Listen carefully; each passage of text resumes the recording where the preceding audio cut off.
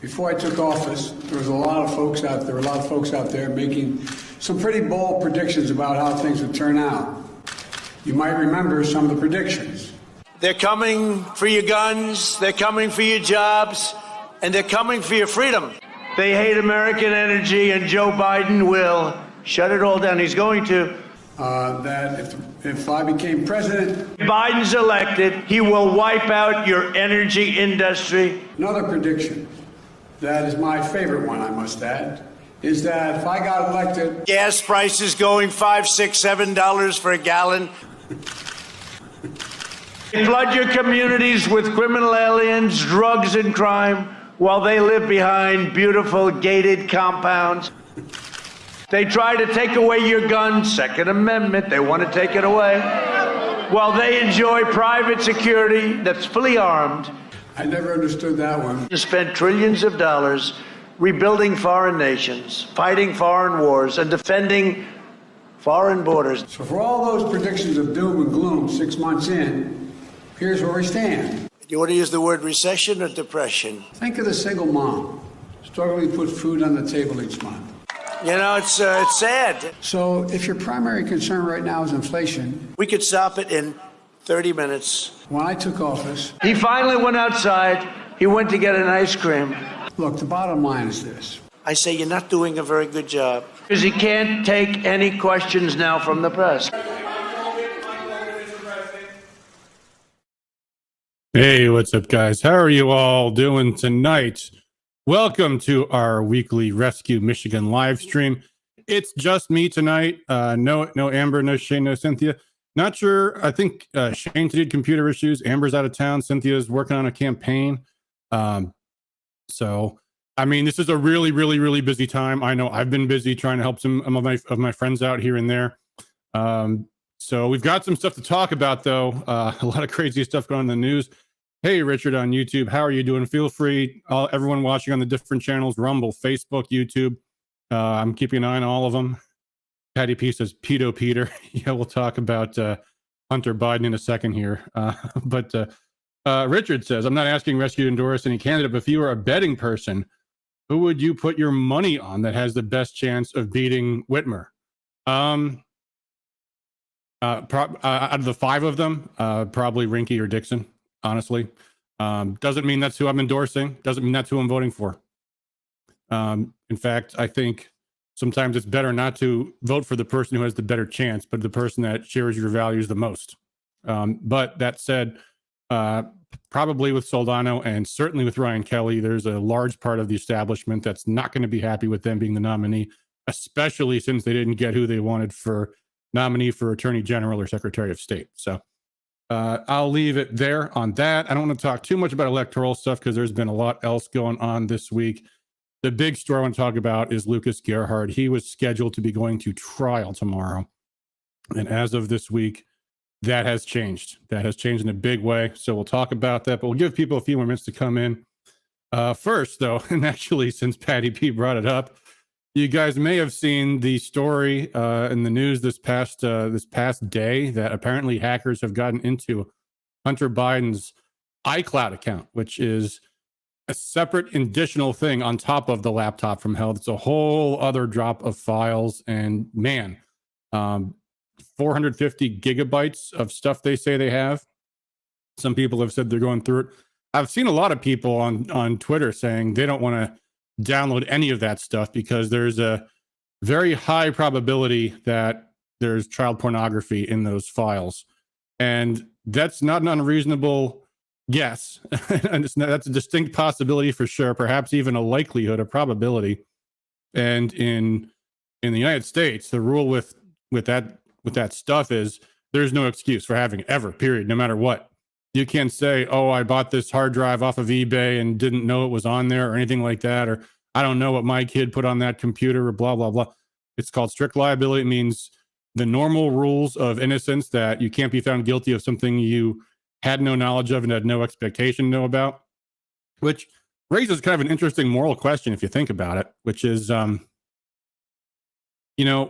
there's a certain public interest in covering scandalous stories, things like the Biden regime trading foreign political favors for money, Things like the Biden family covering up their son's drug and sex addictions. And I could probably go on and on and on about the Biden crime family, the Ashley Biden diary, and everything else. And of course, there's no question, unfortunately, in the law that if there's no public interest excuse in obtaining a copy of those files. So all I know, folks, is I would not recommend downloading that personally. You guys can do whatever you want. I would not recommend any of that unless you don't live in the United States and aren't a U.S. citizen. And nevertheless, yeah, Patty P says there are Hunter photos and videos all over Twitter now, and I hope to see lots of them, and that those get out in the news, and that people start covering the story, and that journalists start demanding that there's no way that there's no public interest in being able to acquire those files. And I mean, think about the moral dilemma here. The public would have the right to see those files. Journalists would have the right to see those files, but for the fact that they very likely contain additional crimes of Hunter Biden in the aspect of child pornography. That's how fucked up the situation is. That's pretty effing crazy. Richard Head says, with Biden's corruption coming out this and his low approval numbers, is it possible or likely he gets Nixon, either asked to resign or he will be impeached? I think they're looking for some other exit strategy. I don't know. I wouldn't be surprised if he takes another trip over to Ukraine and somehow doesn't come back for some reason. That would solve a lot of the Democrat Party's problems, especially if it happened in October. Just saying. But who knows? Yeah, they've got a real problem with Biden. They also have a real problem with Harris. And third in line is Nancy Pelosi. So figure that out. But don't be surprised. For everyone talking about this red tsunami, don't be surprised. There's always what they call the October surprise.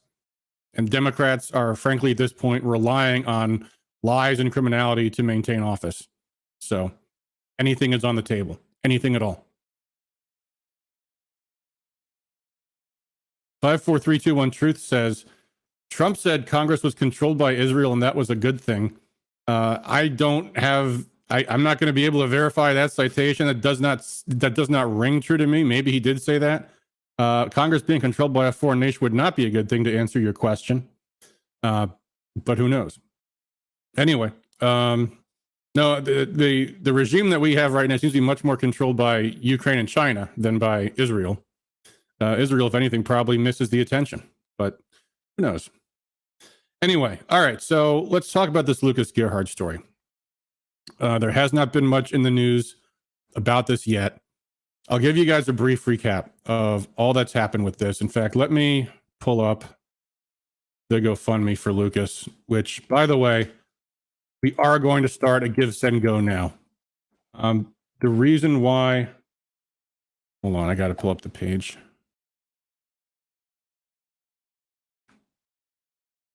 Every time we've asked for support for Lucas on GoFundMe, we get a lot of people saying, well, why are you on GoFundMe? They hate us. They cancel people all the time. They're an evil company. Why are you with them? Why don't you start up a Give, Send, Go? And the reason's actually pretty straightforward. We created this before there were these problems with GoFundMe. The first time I remember hearing about that happen was when Kyle Rittenhouse got kicked off of GoFundMe. And then the second time I heard about it was with the Canadian trucker stuff.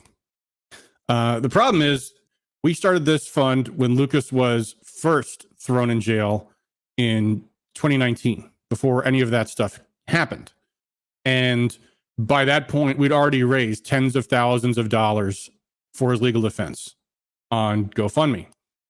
And to switch to Give, Send, Go, they don't let you just make up a total you claim you've already raised. So the number goes back down to zero. And it's hard to ask people to support a cause that we've been talking about for years when it looks like the number is zero, or then when donations start to come in, $1,000, $1,100, whatever the amount might be, it discourages donations. But when people see we're at $93,000 of $120,000 goal, they're like, oh, we're getting close. All right, let me see. I'll maybe chip in a little more. So that's why we're still on GoFundMe. But now that Lucas is freed, I think we will start a Give, Send, Go, which We'll have to establish what the terms of that will be. I'm going to talk a little bit about what Lucas's future legal remedies might be. There may be some people he can sue.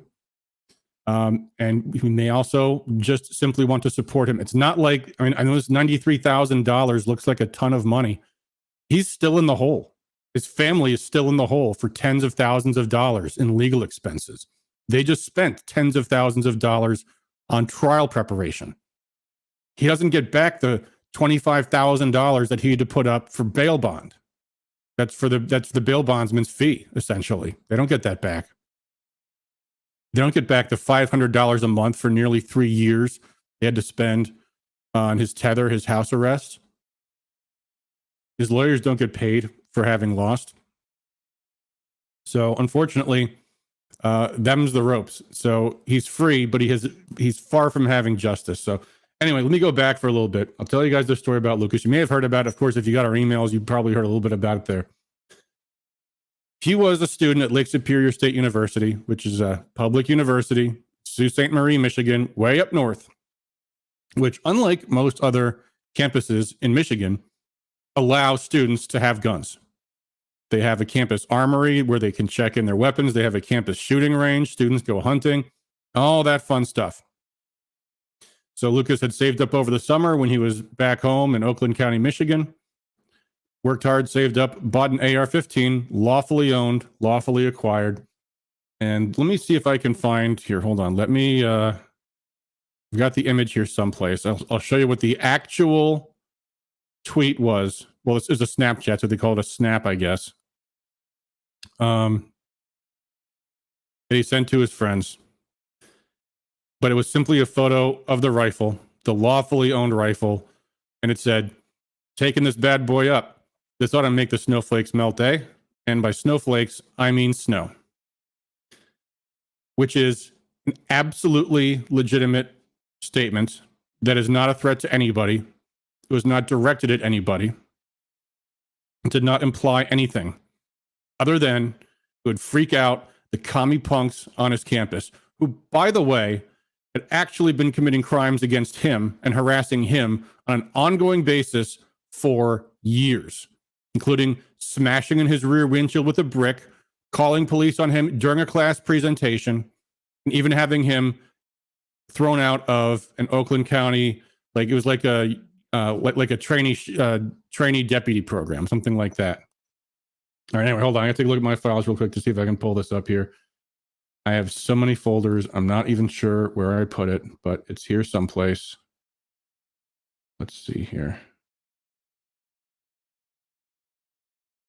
Sorry about the dead air, folks.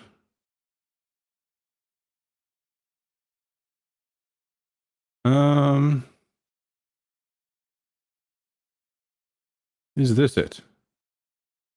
Let's see. Oh, well, this isn't it, but this is something just as interesting. I'll put this on the screen instead. Brace yourselves, folks. This is going to hurt your eyes a little bit. This is the student that called the police to complain about Lucas's snap. This is her snap. Bodak.Ho10, real name Lauren Bonds. This was months and months after Lucas had been under house arrest, posing with that nice shotgun there. Gotta stay strapped or get clapped, she writes. That is Lucas's accuser. So there you go. For that, for Lucas posting a joke about his gun among friends that she saw on someone else's phone and reported to campus police, Lucas spent 83 days in jail, where incidentally he almost died because he's a type 1 diabetic and they're not very good about administering medication in jail. And then spent the remaining almost 2 years under house arrest, waiting for trial. When COVID struck, oh, sorry, the courts are shut down. You'll have to wait another couple of years. The judge repeatedly, at first he denied bond altogether. Finally, they let him come home, still under house arrest, would not let him use social media, would not let him use the internet, not even to get a job, not even to go to school. They destroyed 3 years of his life. we got an opinion, an expert opinion. I'll show this. This is really nice. This is going to be introduced at trial. This is an expert opinion from Nancy Costello, who works at the Michigan State University College of Law, where she is the director of the Michigan State University First Amendment Law Clinic, the only law clinic in the nation devoted to the defense of student press and free speech rights. Also the supervisor of the McClellan Free Speech Online Library. And this goes on and on and on. I've thoroughly examined records regarding the arrest and prosecution of defendant Lucas Gerhardt for violating Michigan's anti-terrorism statute. I have studied whether defendant Lucas Gerhardt's conduct is punishable under Michigan law as a true threat or whether his conduct is protected by the First Amendment. In my professional opinion, based on my expertise in free speech law, Mr. Gerhardt should be granted relief by this court because his conduct was not a true threat and therefore falls under the protections of the First Amendment guaranteed by the Constitution of the United States. Simply stated, Lucas Gerhardt should never have been charged under the Michigan statute. And I mean, I'm not going to read this 33-page report here, but here's the quote. Taking this bad boy up, this ought to make the snowflakes melt. And by snowflakes, I mean snow, which, by the way, is an express disclaimer. I'm not talking about anything relating to students. I'm talking about snowflakes as in snow, because snow melts on the barrel of an AR-15. And then, when a friend said his post may be taken as a threat by any moron who saw it, it was surprising to Gerhardt. He responded, "Lol, why does everything think this is a threat?" His friend assured him that he understood he was joking, but it could be misconstrued by a complete moron, or more likely, by a campus commie punk who wanted to destroy his life. And once again, Lucas was the victim of her crimes, Lauren Bonds' crimes, for which, of course, she is not prosecuted. Anyway, I've talked about this case on several streams. Let me tell you what's happened most recently. Myself and several other much larger streamers than me, people who have serious interest in the First Amendment, people like Nick Rekieta of Rekieta Law, people like Joe Neerman of Good Logic, shout outs to them, and others, people who watch this show even submitted requests to the court to broadcast the proceedings, which under Michigan law, the judge is supposed to have to allow, or have to have a really good excuse why they're not allowing. And so only then, only when it suddenly became apparent that the entire world was going to see this trial for the sham that it was, only then did the judge effectively order the prosecutor to give him a plea deal. And a plea deal that was, frankly, one worth taking. It was a year of probation, no reporting, nothing else. Just means don't get in trouble for a year and you're free to go. Now, many of you, and certainly a part of me, wishes Lucas had fought that trial to the end. Said, I'm not taking anything. I'm not admitting. Oh, and by the way, also expungement. It would be issued under what's called the HIDA, the Holmes Useful Trainee Act, which means if you get convicted of a crime before you're 21, they can have that expunged from your record. Which obviously Lucas's case has been in the news, so it's not like it's unknowable, but still, for the purpose of background checks, it won't be there anymore. So, and here's the reality, folks. And here's the thing. No matter how completely innocent you are, a jury can do the wrong thing.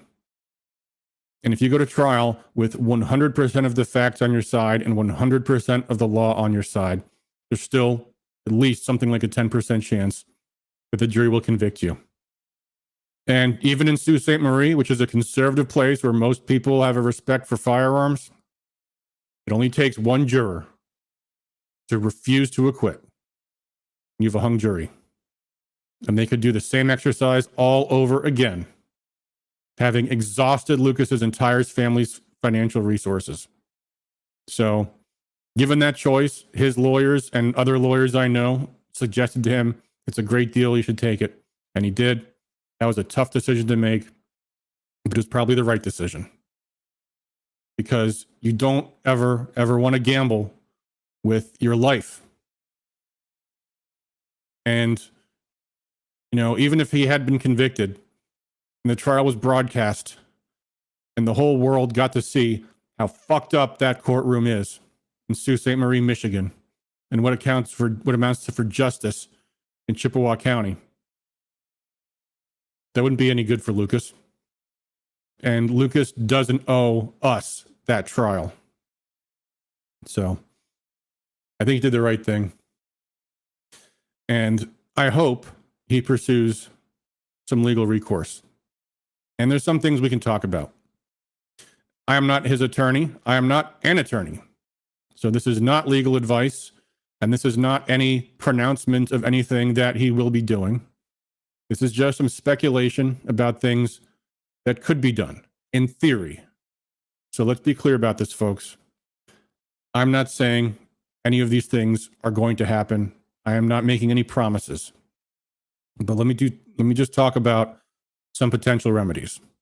There's basically two kinds: legislative and judicial. Those are your options when the government screws you over.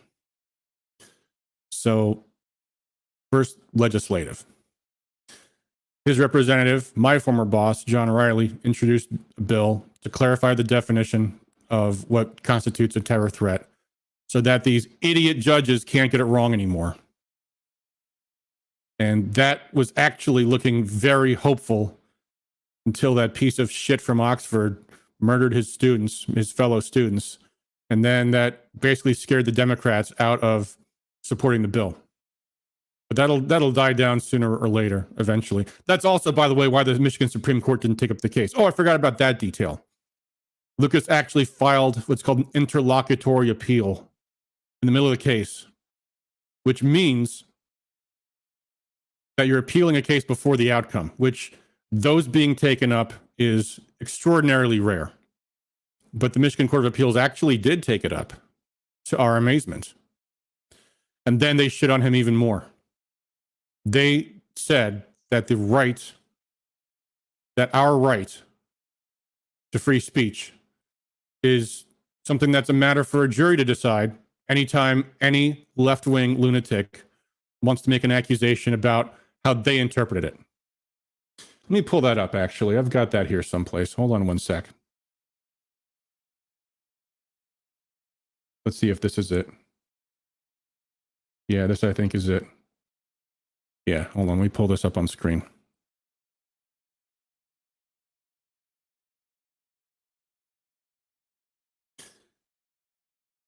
This was Lucas's appeal to the Michigan Supreme Court after the Court of Appeals also denied him justice. So we'll skip through the table of contents and the case citations. We'll get to the essence of it. Again, it's a 24-page document. I'm not going to read the whole thing, although just from the small amount that I will, I think you guys will be impressed with his attorney's legal writing. So first off, the questions to the state Supreme Court. Under U.S. Supreme Court precedent, only a true threat can be criminalized. Virginia v. Black. A true threat is a serious expression of an intent to commit an unlawful act of violence to a particular individual or group of individuals. Is the Michigan so-called terror threat law, which criminalizes threatening speech irrespective of intent, therefore facially unconstitutional. There's a couple other procedural matters here as well about probable cause. Here's an important one. Probable cause described as evidence sufficient, satisfying all elements of the crime to cause a person of ordinary prudence and caution, meaning not Lauren Bonds, who is neither prudent nor cautious, to consciously entertain a reasonable belief of the defendant's guilt. Was the Court of Appeals in error when it sua sponte, which, by the way, sua sponte means they weren't even asked. They weren't even asked by the prosecutor in Lucas's case to apply a much different and lower standard, that of impossibility of guilt. So here's what they say here. Defendant Gerhardt is charged with threatening an act of terrorism contrary to MCL 750.543M. That statute is facially unconstitutional and should be declared the same by this court, and he should be freed from prosecution under it. Even ignoring the statute's patent unconstitutionality, it was an abuse of discretion to bind him over for trial on that felony charge. The prosecution in this matter is based on a single photo published online. In a published decision, the Court of Appeals held that a triable issue for the jury exists because it was not impossible to construe that photo as a threat. In reaching that conclusion, the panel failed to properly evaluate whether a crime existed in the first place under the First Amendment and further reduced the probable cause standard to an almost meaningless level.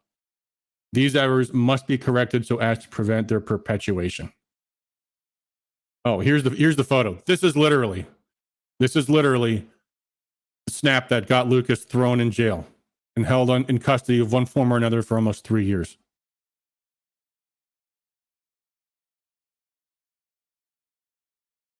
Anyway, so we'll skip through the facts. Although some of these other facts, I'm skipping over them because there's a lot to them. They're interesting, but we don't have time. We've got some other things to cover tonight.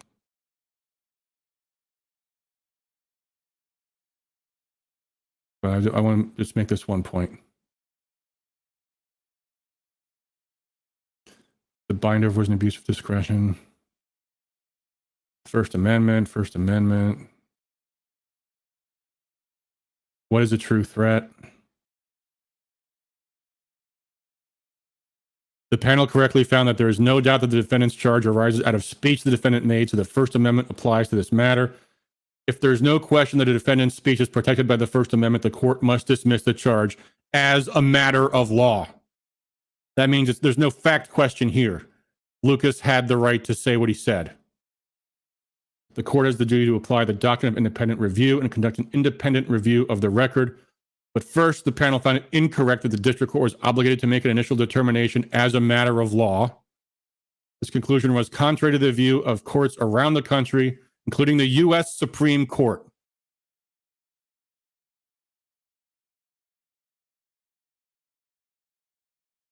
Here it was recognized below that in order to prosecute, being speech not presumptively protected by the First Amendment, the statement had to be a true threat. And political hyperbole is not a true threat. So they're citing some other cases here, discussion. I guess I skipped over the last part I wanted to highlight, which is what the point they made was a new impossibility standard never before recognized in Michigan law. This Court of Appeals panel, including, by the way, a Republican,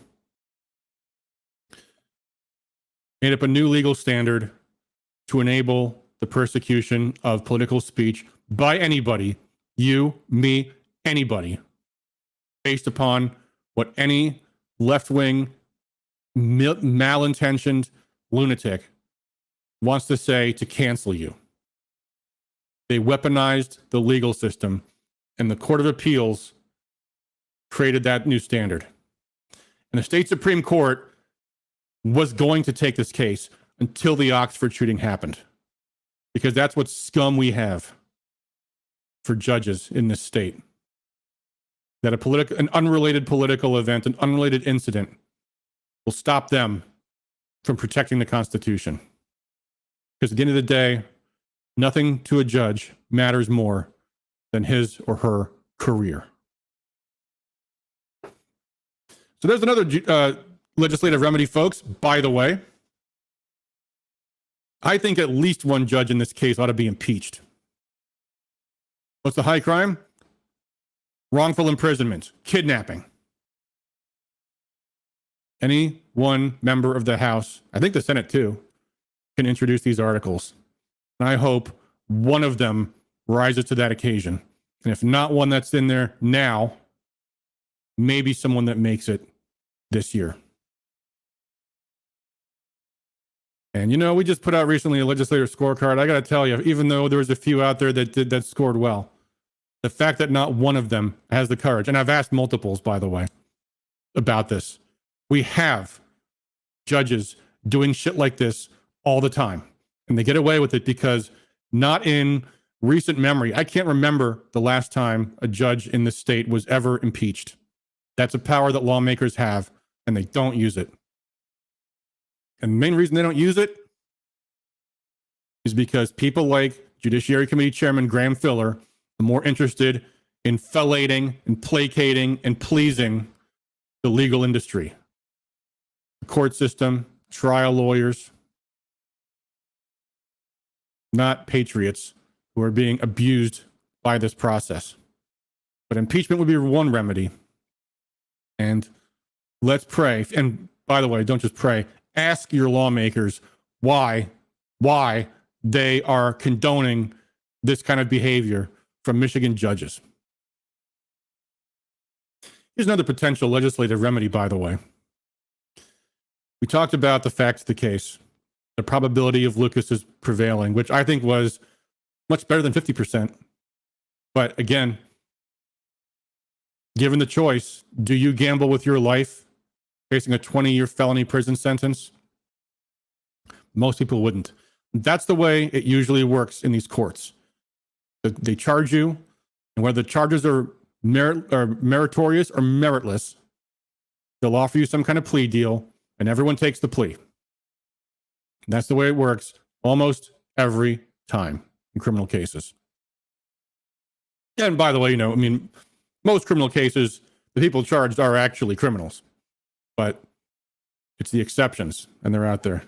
Barry Doherty says that I talked to Riley about impeachment of the judge. I have. He's thinking about it. I don't think he'll do it. John's a great guy, and he always votes right. He has difficulty taking the lead on issues where he's going to have to do a lot of speaking and explaining and talking about complicated stuff. But yeah, so could Maddox. I asked him about it. So could Kara. Richard Head says every single appeals judge should be impeached. The fact they undermined the First Amendment after numerous SCOTUS rulings against this just shows how incompetent or beyond corrupt they are. Yeah. Well, maybe not everyone, but a good number. A good number of them. SK asks, is Ryan Kelly still running? Yes. What else does she say? Do we have a chance of fixing the politics in the state, or are we too far gone? My attitude is fight till the end. Because the end is tyranny. The end is what Orwell called the boot stamping on your human face forever. So those are your options. Fight or die. You see the New World Order coming, folks. And by the way, if you've been watching the news lately, what's been happening in these other countries, the New World Order is on its heels right now. They are desperate. They're falling apart militarily in Ukraine. They're having, you know, what's the brewings of revolutions in Sri Lanka and the Netherlands. The Prime Minister of Britain just resigned. Biden's approval rating is in the shithouse. So they're very, very nervous right now. And the question is, are we going to have the courage to follow through? Stephen Ghostly says, should Kelly step down? I'm not sure which Kelly you mean, Stephen. If you're asking about Ryan Kelly, why? I mean, he's in it to win it.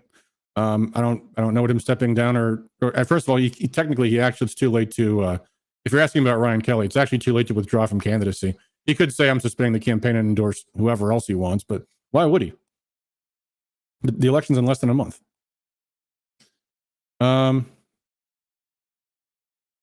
With the risk of being charged 44 days before the general election, yeah, I mean that could well happen, and that'll be a pretty big embarrassment. That'll be a really, really, really big problem. But hey, you know, I've said these things, and a lot of people don't want to hear it. All right. Anyway, here's another legislative remedy. Talked about this in an email blast. I don't know, maybe like a month ago, when that Grand Rapids police officer was charged with murder for shooting a suspect who had seized his taser and was fighting him to the death. And it was a proposal that originally came up after the Kyle Rittenhouse case. Let me pull this up. It's a proposal from attorney Andrew Branca, who is the foremost self-defense attorney in the country. In fact, if you don't know, he says, as far as he knows, he's the only attorney in the country whose practice is exclusively self-defense cases. So after the Rittenhouse trial, Branca proposed something called Kyle's Law. And I don't know if I like the title of that, but in the discussion we were talking about with this Grand Rapids case, we suggested it might be called something else. But here's the essence of it. Too often, rogue prosecutors bring felony criminal charges against people who are clearly doing nothing more than defending themselves, their families, or others from violent criminal attack. Like the police officer in Grand Rapids, by the way. fighting to save his life and the lives of people in the community from a suspect who had seized his taser, might have used it on him, and then seized his gun and used it on him and others. Anyway, these are cases where there's little to no evidence inconsistent with self-defense, such that there can be no good faith reason for a prosecutor to drag that defender to trial. The only motivation of the prosecutor is personal aggrandizement and political capital. And the prosecutor in that case in Grand Rapids, by the way, is a so-called Republican, but who has been dealing with the Black Lives Matter race grifters for the past 2 months over that incident. The real problem here is that the trials are a win-win for these rogue, politically motivated prosecutors. If the trial ends in a conviction, they won the case. Even if the trial ends in acquittal, however, as the George Zimmerman and Kyle Rittenhouse trials did, the prosecutor still wins in the form of political capital and esteem from their own social and political community. They at least fought the good fight as their team sees it. With a win either way, there exists zero disincentives for prosecutors to bring felony charges, even in self-defense cases where the evidence and law overwhelmingly favor the defendant and an actual conviction is all but impossible. The consequences for the clearly innocent defender, however, are catastrophic, no matter how strong his case of self-defense. For the lawful defender who finds himself the target of a rogue, politically motivated prosecutor, it's a lose-lose. Sure, the defender with the evidence and law on his side will probably win an acquittal, but at what cost? Especially with the mainstream media having demonized the defender for a year or more prior to the trial as a murderer, a racist, a white supremacist. An acquittal after the trial does not make up for the loss of job, marriage, home, business, reputation, educational opportunities, and emotional instability. Indeed, many such acquitted defenders find it largely impossible to ever live a normal life again. It's time to change this equation. It's time to compel prosecutors to have skin in the game, to have something to lose if they bring a laughably weak, yet horribly destructive felony prosecution in a case of self-defense. It's time to provide a path for the wrongfully prosecuted defender to get compensation for his monetary, reputational, and emotional damages. So what he proposes is that in laughably weak self-defense cases, prosecutions so weak that they can only be politically motivated without any real prospect of conviction. What does he mean by that? Well, at trial, a prosecutor knows he will bear the burden to disprove self-defense beyond a reasonable doubt. Let's imagine that means he must disprove self-defense by 90% of the evidence. Maybe that's what beyond a reasonable doubt means. 90% of the evidence shows innocence. If the defendant is acquitted, that means the prosecutor fell short of that 90% threshold. If they fall short by a small amount, say 75%, that still looks like a reasonable self-defense prosecution to Andrew Branca's lawyer's eye. Fair enough. But what if the prosecutor at trial can't even prove self-defense by a mere 50%, not even by that mere majority of the evidence? That's not a little bit short of beyond a reasonable doubt. That's enormously short. That looks like a self-defense prosecution brought with the full knowledge that it lacks anything close to the legal merit needed for a conviction. In other words, like a prosecution brought for political purposes, despite its obvious lack of legal merit. So what he proposes in every self-defense case, the jury instruction includes a special question to the jury. If you, the jury, are acquitting this defendant on the grounds of self-defense, do you also find that the prosecution failed to disprove self-defense by a majority of the evidence? If the jury agrees the prosecution failed to meet even this very low threshold, the defendant is immediately entitled to compensation for any losses resulting from this unfounded prosecution. That means both by the state generally and the prosecutor personally. Might be, by the way, why were people talking about Ryan Kelly? Did something happen recently? Is he in the news? I hadn't seen it, but let me know if there's something going on. Anyway, so he goes on. I would suggest that going after the prosecutor personally is probably quote unquote heavy lift. And he even says for the charging officer, because they often lie in their charging documents or in their sworn statements for the charging documents.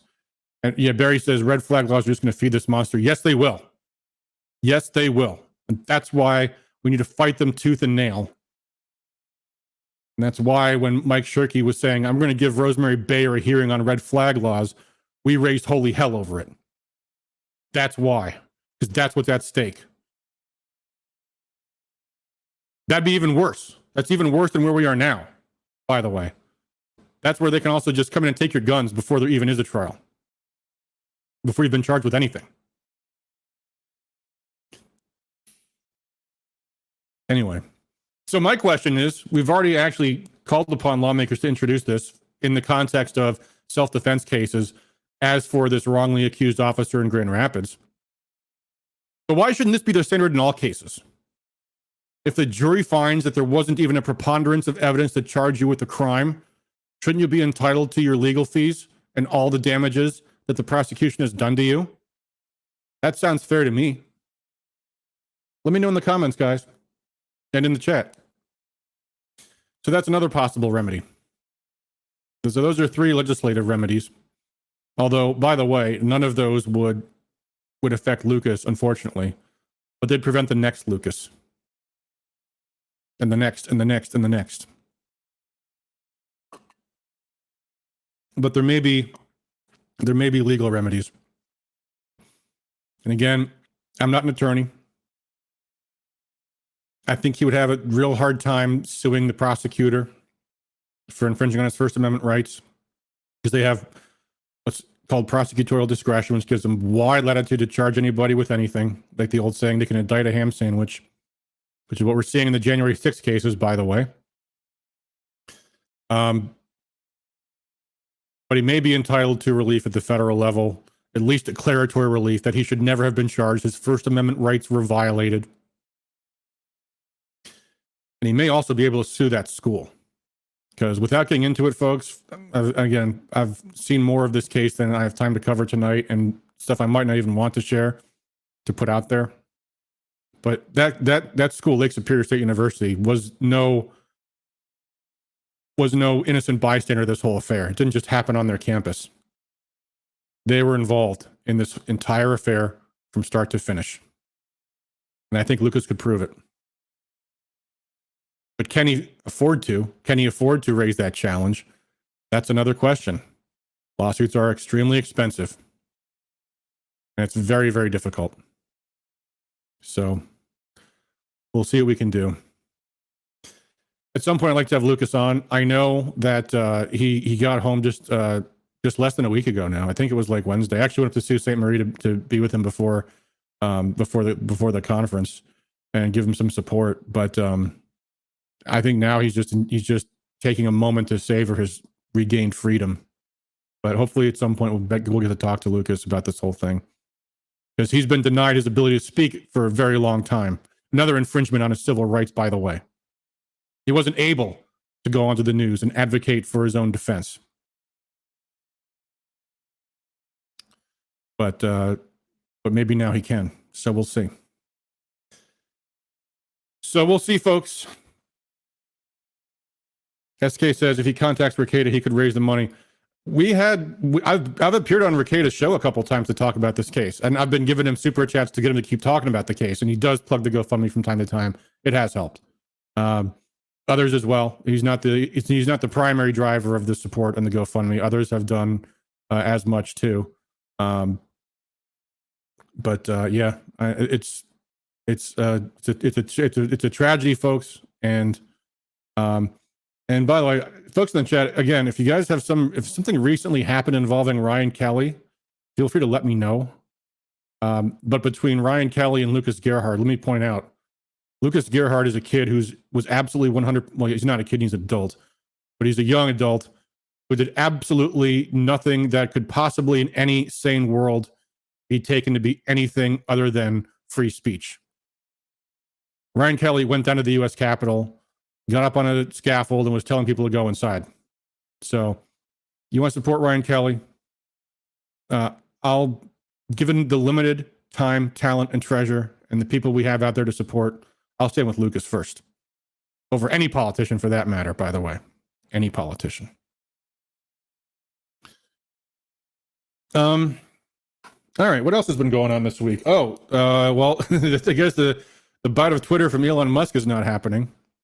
Or maybe it will. Who knows? Some people on Twitter were saying, oh, actually, no, there's a proceeding that's going to happen first, and this is just his way to negotiate the amount to go down, and there's going to be litigation. I don't know.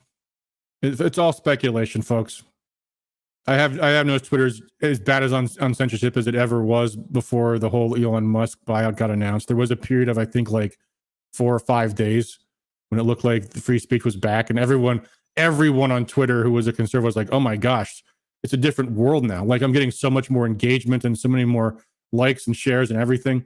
I mean, there's no question they're defrauding the entire American people about how they manipulate that algorithm.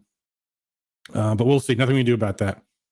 Although, by the way, folks, on social media, we're more active on Twitter than anything else. Honestly, we don't post on Facebook all that often. Our Telegram account's been a shame. I started it months ago and I've just lost track of keeping up with posts on it. The thing about Twitter, I hate to say it, but the thing about Twitter that's great is it's so easy to use. I mean, I just go to my Twitter feed where I've got just the people I like to read, who I know post lots of good stuff, and I just repost, retweet, comment on posts I see. And I can just do that when I'm sitting at a restaurant or whatever. It's just easy. It's too easy. But I don't know. We all have our preferences. I guess you can count Rumble as social media. And some of you are watching on YouTube. And by the way, folks on YouTube, subscribe to us on Rumble or like us on Facebook or whatever, because we've been off and on YouTube for a while now. Every time we talk about the election, we get put in YouTube jail. And I think most of our appeals have come through, but only after a week or 2 weeks or whatever it is. So lots of our video archive's not on YouTube at all. It's all on our Rumble channel. So you should check us out on Rumble. You can talk to us there too. Folks on Rumble, feel free to interact in the chat too. I'm looking at those too. Anyway, what else has been going on? We talked about this. Well, we did this in an email recently, but I'll just show you because it's amazing. This is a letter, a postcard that went out to a whole bunch of voters in Kent County. And let me know if you've seen these elsewhere, but I think they're only in Kent County. Let's see here. Hold on. As I'm talking, I lose track of looking for my files and finding what I'm looking for here. Okay, hold on. I've found them.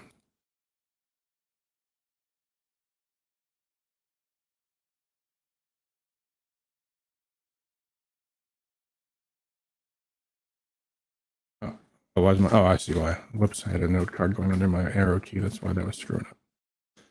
Sorry for the dead air. Sorry for the boomerang, folks. All right, let me put the screen back up again. So here's a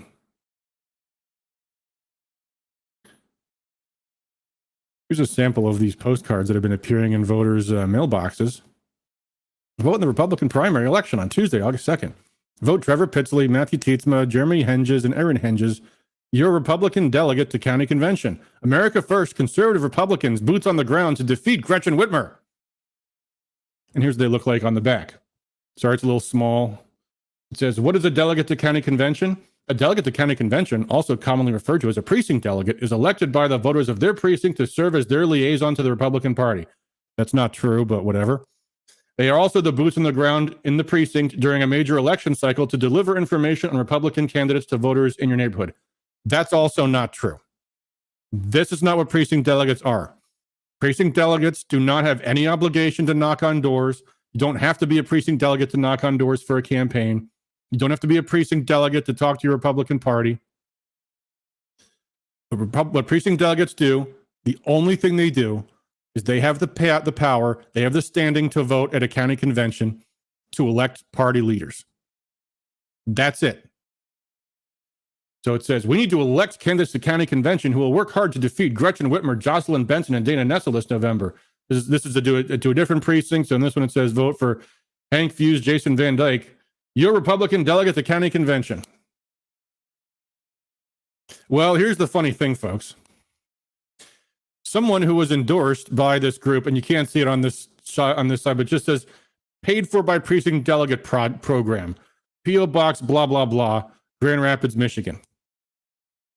Well, so here's the funny thing. For this one, and she was one of the endorsed people, you can see her name. Here's a vote for Alicia Manili for your Republican delegate to county convention. America First, conservative Republican, boots on the ground to defeat Gretchen Whitmer. So Alicia Manili goes on Facebook and says, if any of my Byrons and her friends get this flyer in the mail today, I want to be very clear. I did not give this group permission to put my name on this, nor would I if I was asked. I am running as a Republican precinct delegate to try to fix this party, but as a Republican hanging on by a very short string, I'll be voting for Gretchen Whitmer, as well as some Republican candidates, Peter Meyer, I'll bet, in November. If the Republican Party can bring forth better gubernatorial candidates in 2026, I would gladly support them. Yeah, so she would vote for Gretchen Whitmer, the worst governor in Michigan history, the one who destroyed our civil liberties, the one who destroyed the constitutional structure of our state, the one who locked us down, the one who imposes vaccine mandates on children and mask mandates, a woman who tortures children, who's destroyed our economy. And she would vote for her over any of the 5 Republican candidates. Whether you like Ryan Kelly or Garrett Soldano or Tudor Dixon or Kevin Rinke. No, she's looking for a Peter Meyer type, Mitt Romney type, a John McCain type. I take it. I take it. I could be wrong. I don't know about Alicia McNeely. But I know what it says about someone when they say they're supporting Gretchen Whitmer over any Republican candidate. But here's the funny thing, though. Who do you think made these mailings? Why would anyone endorse her for precinct delegate? Someone who wants to stop any America First patriots from being Republican precinct delegates and electing America First conservative patriots to be our leaders. So this group, these liars, these frauds, looked for people who were anyone other than the people that they don't like in Kent County. And that's who they endorsed. Who's behind it, by the way? We don't know. It's a dark money group. If I had to guess, if I had to speculate, I'd say either the DeVosses are behind it or Terry Lynn Land or maybe Rob Verheulen. If I had to speculate. But I'm not making any accusations. We don't know. We don't know. But voter beware, folks. The nice thing, though, is if you're running for precinct delegate, it's not hard to beat this garbage. And the fact that they're spending this kind of money running a precinct delegate program is money they're not spending on rhinos elsewhere. So I say good, give them a run for their money. And by the way, folks, if you want to be a precinct delegate, let me tell you how to do it. It's real easy. Make a nice piece of paper. Doesn't have to be fancy looking. Doesn't have to be a slick postcard like this, which just screams fake. Just make a simple 8.5 by 11 paper and go to uline.com and order their door hanger bags. You get the ones that are only a third of a page size, third of a page, it's like, I don't know, like 4 by 11 or something like that.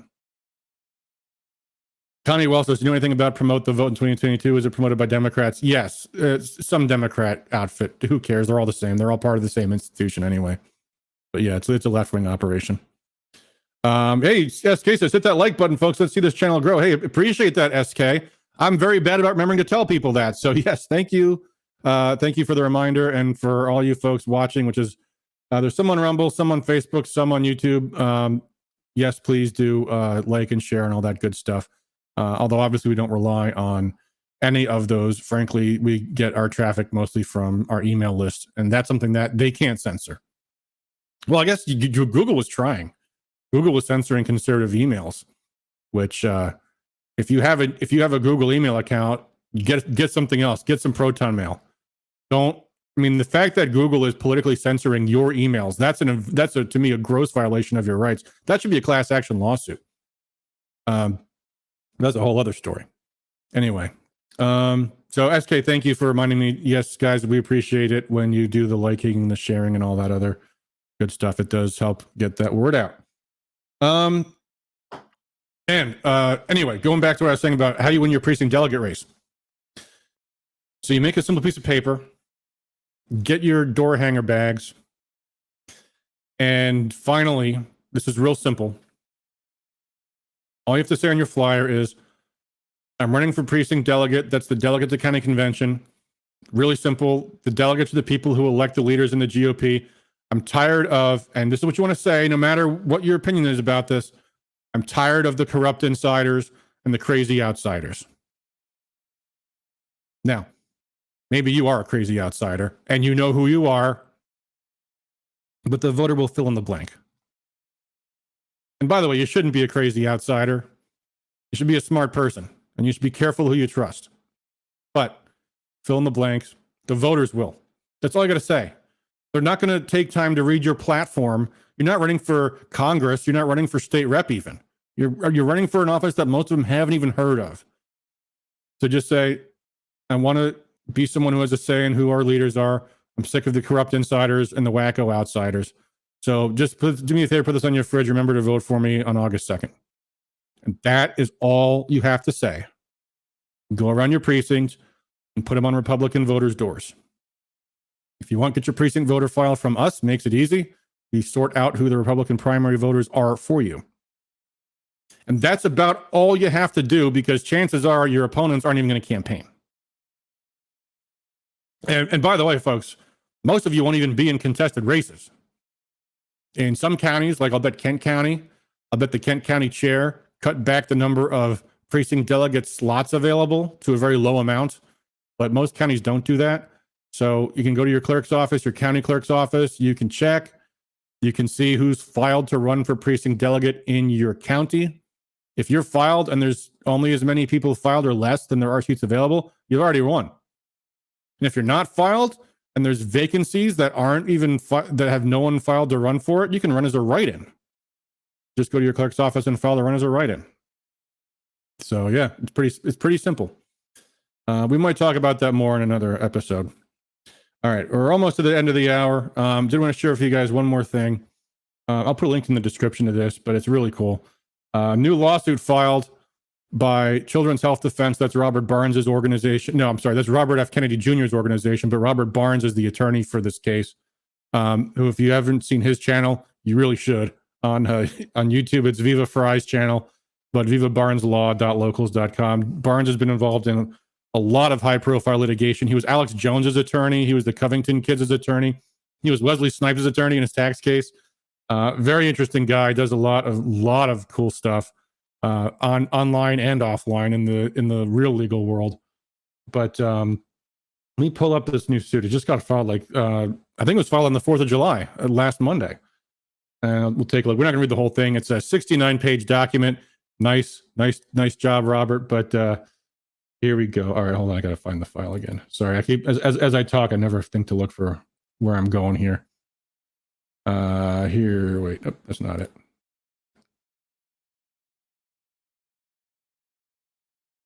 All right, I found it here. Let me share the screen. And again, we're not going to read the entire thing. Children's Health Defense versus the FDA. Introduction. This case concerns the defendant FDA's abuse of power leading to the plaintiff's harm. The FDA abused its emergency powers, eliminated the notice and comment process, ignored citizens' petitions, abandoned traditional safety mechanisms for assessing drugs injected into interstate commerce in the arms of American children, ignored express legislative limits on their action, and now claims to be beyond judicial review. Defendants used this emergency power to push dangerous biologics on minors, mislabel and misbrand them to the public with the express knowledge that their mislabeling would lead to them being coerced on children and infants as young as 6 months old by pieces of shit like Gretchen Whitmer, who I forget her name, was going to vote for. Under the pretext of the emergency use authorization powers, more than 2 years into this emergency, defendant FDA authorized 2 dangerous biologics for minor children as young as 6 months old to address COVID-19, a disease which poses a lower risk to a young child than the ordinary flu. The FDA recently redefined both Moderna and Pfizer's vaccines or biologics as vaccines, mRNA COVID-19 biologics as vaccines, even though they do not meet the century-long definition of the term. The FDA failed to provide any notice and comment period, any citizen petition recognition, or redress of petitioner concerns and grievances. The FDA used emergency authorizations, thus claiming unlimited power without legislative approval, and even claimed these emergency powers prevent and preclude judicial review.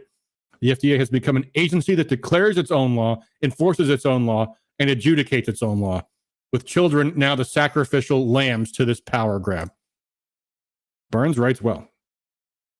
The FDA is an agency founded on regulating interstate labeling of products, not a supervisory, medical, or scientific agency. The core of defendants' work is making sure the marketing of food and drugs conforms to their known qualities. The FDA is meant to highlight a drug's risks, determine the limits on a drug's proven efficacy, and ensure the marketing of any drug conforms to the requirements of informed consent, the universal medical norm, and jus cogens principle governing all civilized societies as codified in the Nuremberg Code of 1947, which I believe is in reference to not pushing experimental drugs on the public as guinea pigs, as the Nazis did. In this case, the FDA shirked its own purpose and rushed an untested product to market, mislabeled this experimental gene therapy as a vaccine, made false statements of safety and efficacy, and facilitated its mandate to minors without parents' or guardians' informed consent.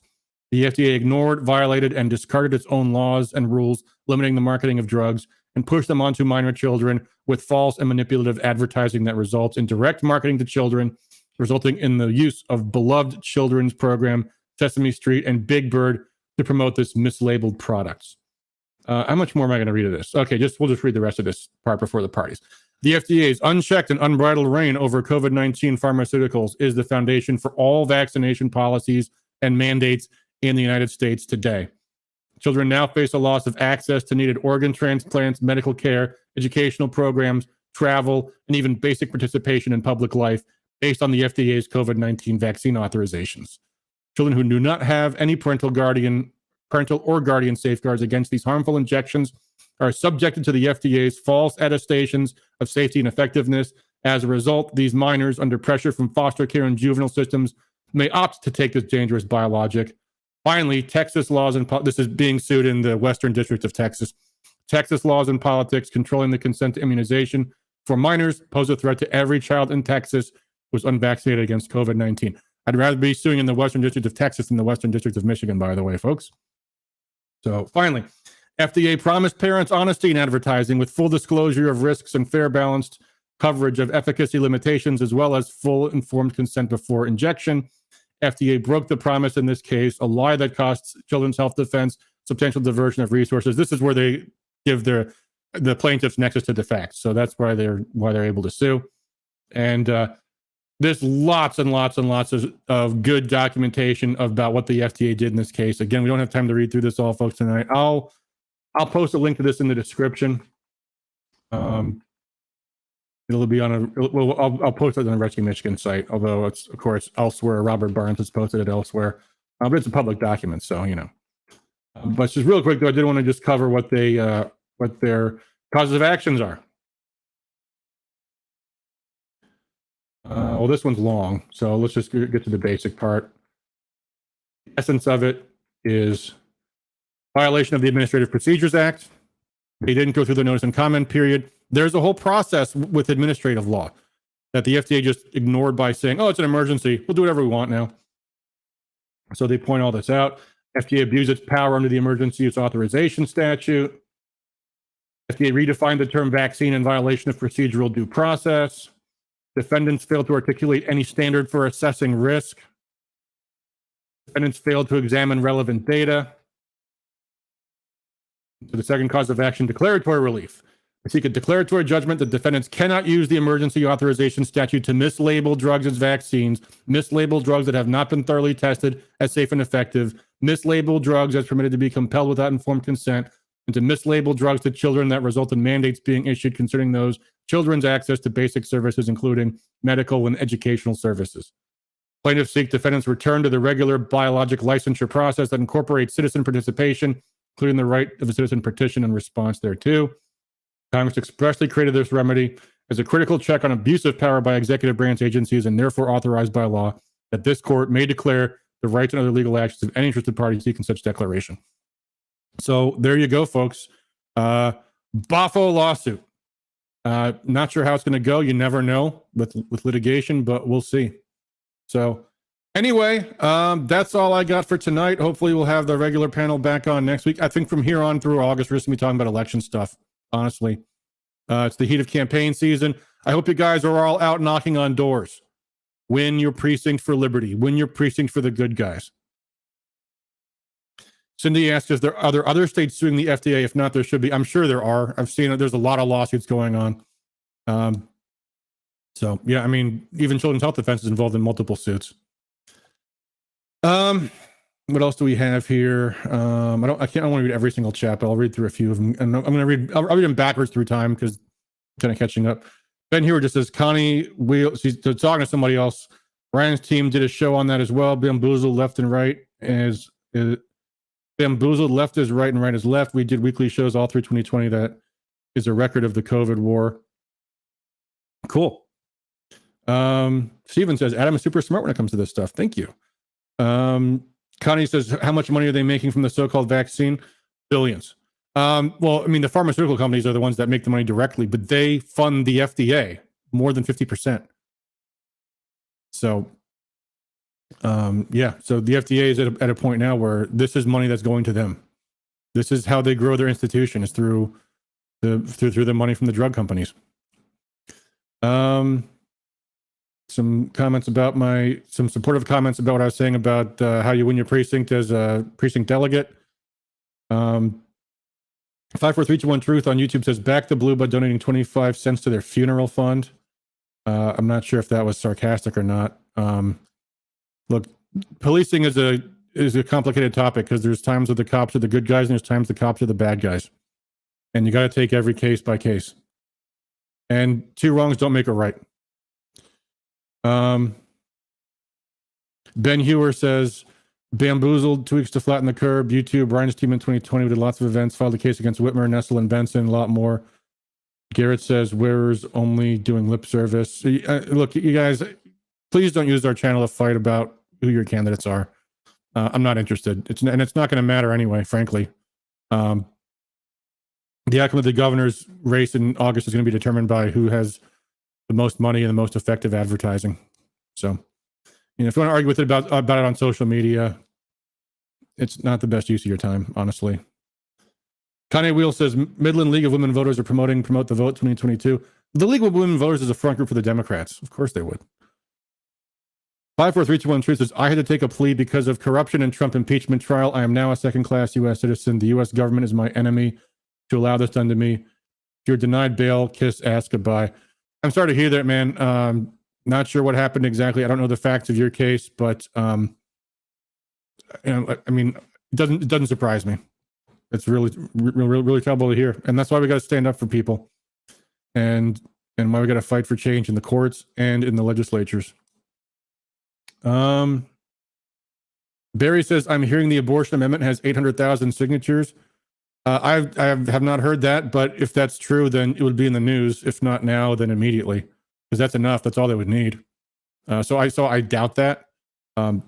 If it is the truth, by the way, that'll be a great thing to campaign against, because their amendment is abortion on demand through the moment of birth.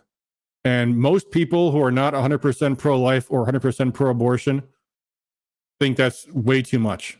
That's a radical position. That should be easy to argue against. I think that goes back to the comments since the last time I was looking at them. So, all right, guys, it's been a good time as always. Hope to tune in at some point. Certainly, we'll have another show on Sunday. Maybe we'll have another show. By the way, I mentioned this last week. One Democrat on our legislative report card scored above a 0, and that was Yousef Rabhi from Ann Arbor, who scored better than all but 14 Republicans, I think. He's the only Democrat to score a non-negative score. Of course, most of the people on our legislative report card got scored the negative hundreds. And I mentioned on the show last week, I actually knew that guy in college. We would protest on the war on the street corner. And his number has actually been in my phone for so long that it only has his first name, which, at some point I was to use people's last names. And at some point I realized I'd even put down where they're from and why I know them to remind myself, because I've got so many people's names in my phone now. I just have my first name. That's how long ago I knew him since. And anyway, so I did reach out to him and he sounded interested, but then I told him what his score was, which was a 20. He was probably less interested. So I haven't heard back from him. I'll still try to get him on the show. I think it'd be an interesting conversation. So who knows? We'll see. Maybe we'll make that happen soon. But anyway, as always, guys, thanks for all you do for liberty. Appreciate all. Oh, one more thing. This is something I should. I hate to say this, but I should admit to my mistakes. And I made a really bad mistake a couple weeks ago. We sent out a fundraising letter to help fund our election season voter information program for certain targets we may have. And there was a typo in the letterhead. And the typo was in our zip code. And the typo was carried forward by the mail shop onto the reply envelope's return address. And the typo made the state wrong. So I don't know. I expect that has severely damaged our ability to receive people's checks they may have sent us to support that program. And it's the kind of thing obviously I'm really embarrassed about, because when I do political trainings, I always tell people you got to proofread everything and not make those kind of idiot mistakes, because that's what terrible things happen. So if you do like to support us, you can just go to rescuemichigan.com, make a donation. We do appreciate that. It's going to be going towards informing the voters about some of the worst incumbents and some of the races that are happening where there's a real interesting contrast between candidates. And I don't want to promise which races we're going to target, because I don't like to give that information out to my enemies. Yeah.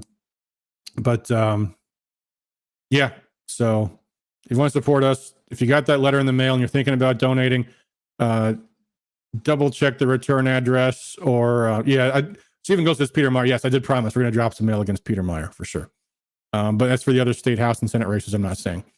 But anyway, you can contribute online. So, all right. As always, guys, thanks again for all you for liberty. Until next time, peace out.